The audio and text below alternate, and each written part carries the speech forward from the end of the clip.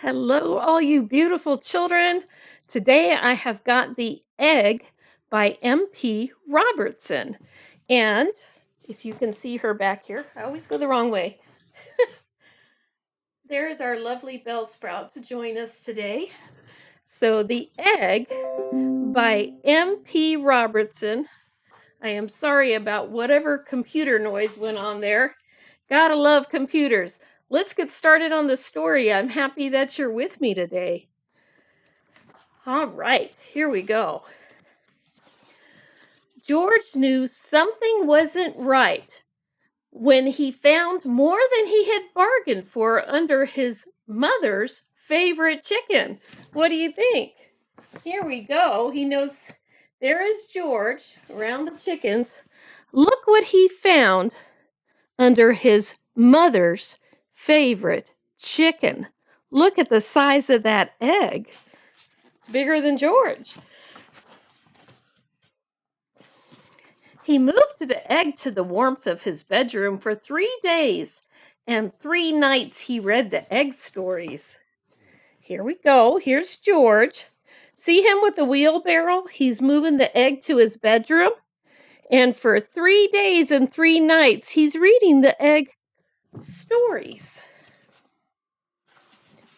On the 3rd night, the egg started to rumble. Something was hatching. And it definitely wasn't a chicken. Let's look at the pictures. Here we go. We've got George listening to the egg. It's rumbling. See it starting to crack a bit? You see it's moving so much that it knocked George off the egg.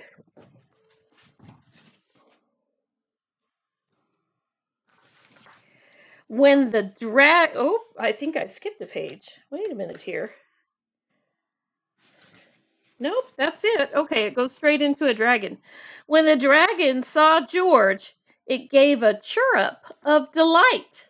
George didn't speak dragon, but he knew exactly what the dragon had said. Mommy. George had never been a mother before, but he knew that it was his motherly duty to teach the dragon dragony ways. So here's George, and now he's become a mother, even though he's a boy. So he is now mother to that dragon. I wouldn't know what to do if I birthed a dragon out of an egg. The first lesson he taught was the fine art of flying. Can you imagine teaching a dragon to fly? Here we go. He's up on the chimney and he is trying to teach that dragon to fly. My goodness.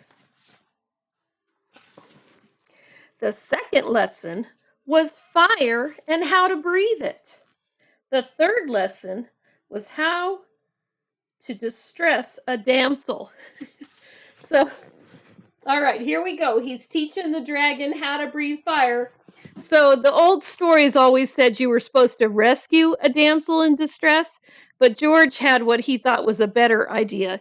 He wanted to distress the damsel instead. He's being silly. And the final lesson was how to defeat a knight. So here's George teaching that dragon. See it breathing fire, and he's teaching it how to defeat a knight. Sometimes I have trouble with the glare, and I try with the lights, but it is what it is. Every evening, as all good mothers should, George read the dragon a bedtime story. One night, as he read a book of dragon tales, the dragon looked longingly at the pictures. A sizzling tear rolled down his scaly cheek. The dragon was lowly. He was missing his own kind. So he's starting to feel sad because although I'm sure he loves George, he misses other dragons.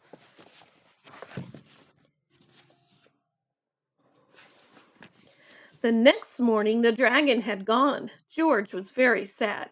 He thought he would never see his dragon again. But 7 nights later he was woken by the beating of wings. Excitedly, he pulled back the curtains.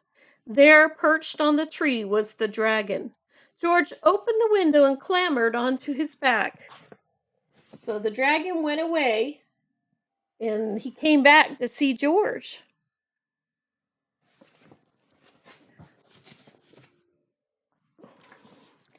They soared into the night, chasing the moon around the world, over oceans and mountains and cities. Faster and faster they went until they came to a place that was neither north nor south, east nor west. I imagine that would be pretty exciting to be flying through the night on a dragon. Have to hold on real tight, wouldn't you? They swooped down through the clouds into a cave that gaped like a dragon's jaws. This was the place where dragons lived. The dragon gave a roar of delight. He was home at last. So here they are in the dragon's cave. Wow, that would be something. I don't know if you can see, but where the words are, there's a bat.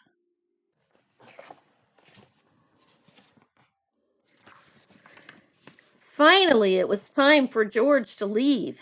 Up they flew, chasing through the night until they could see he was home. George hugged his dragon tight, and the dragon gave a roar. George didn't speak dragon, but he knew exactly what the dragon had said. Thank you. Okay, so here he is flying through the night as the dragon takes him back home. And the dragon told him thank you. Do you know why the dragon would have told him thank you? For taking care of him, reading to him, keeping him safe until he hatched. Because George was good to the dragon and he helped him. And that is the end of that story. The egg. I hope you liked it. God bless you.